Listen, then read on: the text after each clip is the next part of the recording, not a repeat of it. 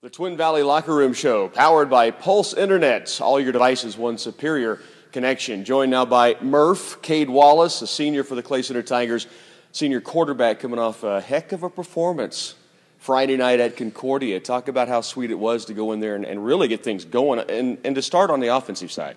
Oh, yeah, it was really fun. We were moving the ball well in the first half. We sputtered a little bit in the second, but we know what we did and what's little adjustments that we can make to fix it and do better next week. Offense got it going, as we mentioned. The defense played excellent as well. In fact, we were talking before coming on the air, and you said really the defense is what got everybody inspired and maybe played as clean a game as anybody. Yeah, I think the fourth down stop right before halftime was huge, and the defense really, I mean, they gave up one long drive or maybe one big play, but we kept them out of the end zone and played pretty well on defense. So, ground game got it going.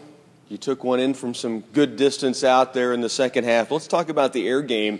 2 passes to Peyton Lane. What was more fun, a 31-yard strike up top, wide open, down the right side, or a 4th and forever that you guys connect on and kind of surprise everybody? I think the 4th and forever was the best because Peyton made a heck of a catch. You can't really see it, hear it on the radio, but the ball was trapped in between his legs, and he pretty much just caught it all with his legs. So it was pretty awesome. Now, you mentioned on the air, and we tried to give it to Hunter. Actually, Myron tried to give it to Hunter Mullen. I thought it was Peyton, and we were all confused. And anyway, I bring that up because Uncle Myron on the air, and I don't know if you've heard, I know you have, he made reference even on air about this plow he wants you to let loose. You got any thoughts there? When I was younger, I was pretty slow. I mean, I'm still not the fastest, but I'm getting there, so. You left people in the dust. All right, you left them in the dust, man. All right, first question in Tiger Talk is going to be about Myron. Okay? If you guys are in a foot race of any distance, is it even close? No, I smoke him. He might tear a hamstring right when he gets out of his start. Awesome stuff. All right, number 2. I gave this question to Coach Rice earlier. If money was not an obstacle and you could go to any sporting event in the world, what one sporting event would you choose?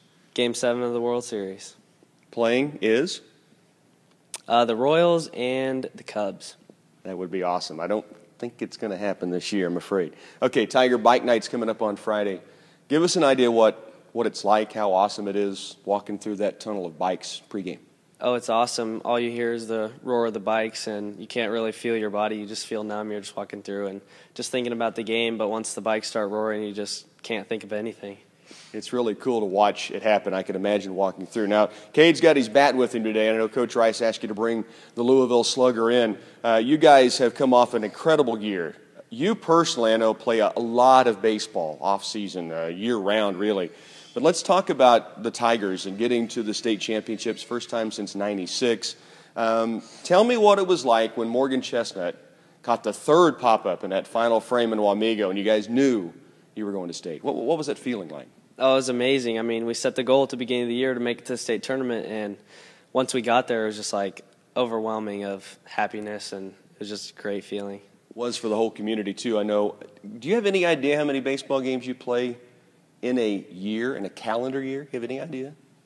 No, it's probably around, with the high school season, it's probably around 80. It's a lot of baseball. Yeah. It's a lot of baseball. Keep it going on the football field this week against Con, Kade. Yes, sir, we will. Kade Murph Wallace with us on the Twin Valley Locker Room Show. The Twin Valley Locker Room Show back with Tiger football. Pulse Internet powers the Twin Valley Locker Room Show. It's all your devices, one superior connection. Coach Todd Rice joins us coming off win number 1 for you guys on the road at Concordia. Talk about how your guys got out of the gate. You know, a lot can be said about the finish of a game by the start of a football game. You guys really couldn't have scripted maybe a better start than you had. Not really. I mean, our guys in the locker room, we talked about the coin toss, and, you know, Kade and some of those guys were screaming. They wanted the football coming out, and, you know, they came through, and I think that really set the tone right away for us. Let's talk about the ground game to begin with. Levi Fitzemeyer, 2nd straight week, big numbers. Adam Ebert before getting injured. Riley Grace. Caleb Mendham stepped in, did some good things. And Kade Wallace, who we just talked with, broke a long one and made some reads. You said he managed the game in week 1 really well because the runs weren't there for him. Right. Concordia had some chances.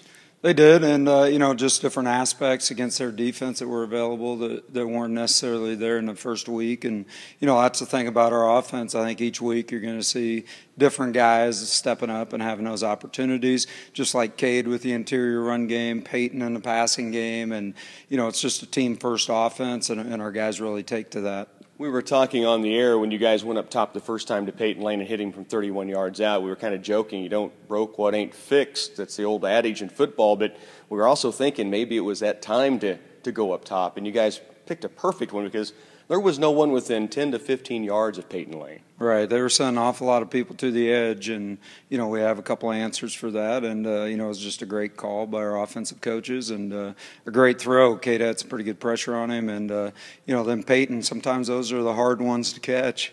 And so he had a really easy one and then later a really difficult one and came through in both instances. I want to talk about the really difficult one you talked about, 4th and forever, and you're throwing into a stiff wind, and the next thing you know, Peyton Lane's in the end zone with the football, just like you drew it up? Pretty much. I mean, we had him work on rolling and crawling, and, that thing you could tell left his hands, and it was down around his legs, but the official was right there on top of it, and I think he probably caught it when he pinned his feet against his hamstring. So, I don't know. I think he's a gymnast as well. I want to talk effort real quickly. For the second week in a row, we saw an effort play from your defense. Adam Ebert in week 1. This time it was Caleb Mendham. And I bring those plays up because they may not show up in a scorebook, really. But when a guy tracks a guy that looks like he's gone and they just don't give up, it's impressive. It is. Caleb was a backside corner on that, probably 30, 35 yards across field, and was in his cutoff angle. And then when he realized what was happening, cranked it to another gear. And then he knew he was going to be cramping up too, which kind of adds to it as well. And he's like, hey, I got to try to make this play. And I think it's just, characteristic of our guys playing hard for each other. I want to talk defense. We've talked a little bit of offense in the one play by Caleb, but your defense on the front row, I'll not get all the names. Parker Folks comes to mind, Zeb Bloom, Gavin Ware, Holden Heigl, Jonathan Kramer-Rainbolt, and I know there's more. Your linebackers were involved, but, man, they seem to be in the right spot and getting through time and time again. They did. We really matched up well.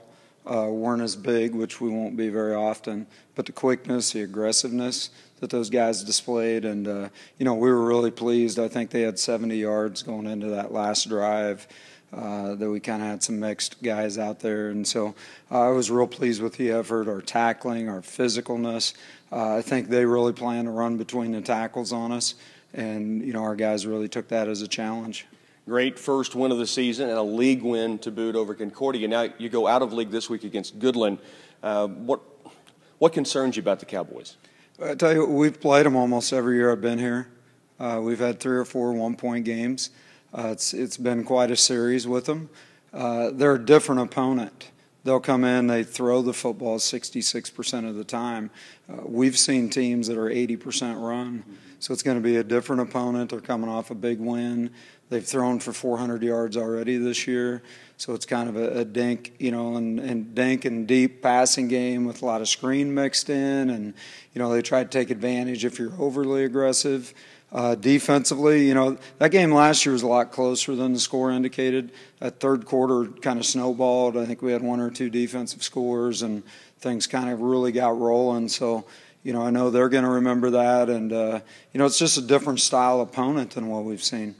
Let's talk Tiger talk. 3 questions. You know the drill. Could be about anything. Rain in the forecast for the second week in a row. You dodged a bullet in Con. I think it was a break. I know it was. Right. You wanted a dry track, and it was as dry as you could hope for. More rain in the forecast this week. Which Clay-Sitter Tiger, coach or player, are you most worried about if it rains melting because they're just so sweet? Because they're so sweet. We probably had him in here with us today. As sometimes we're going to get our quarterback an umbrella. Mm-hmm. I like it. Cade's a new shade of red over there too. I love that too. All right, number 2. With money being no obstacle, maybe you heard me ask Kade this. If money was no obstacle, any sporting event in the world you could go to, which one sporting event would you choose?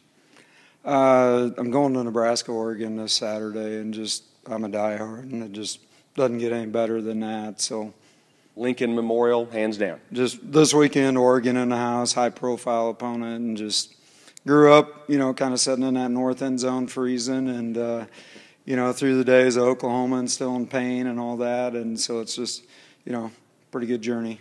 Very cool. Okay, last question. Tiger Bike Night, Friday evening. Give us an idea what it's like walking through that tunnel with those bikes revving it up. I just love it. I mean, you're in that locker room and you just hear that rumble. And I have a Harley myself, so, kind of near and dear to that stuff. And, it just gets me going right now thinking about it. I just really appreciate what Orange and Black does to help out in that, and then the whole atmosphere at Unruh. And I think they've got some great stuff lined up for this Friday night. Our guys are excited about it. Everybody that's eligible is suiting up this week. And I tell you what, you're in that locker room and you just hear that rumble, and it's like shaking, the stadium, and then our guys come out, and it's just awesome. It's a really good rush and just a lot of fun to be a part of on a Friday night. As I told Kate, it's really cool from outside looking in. Being down in the tunnel has to be a real time to get jacked up and get ready to kick that thing off. Great first win, Coach. Let's go get them on Friday. All right, thanks a lot. The Twin Valley Locker Room Show with Clay Center Tiger Football.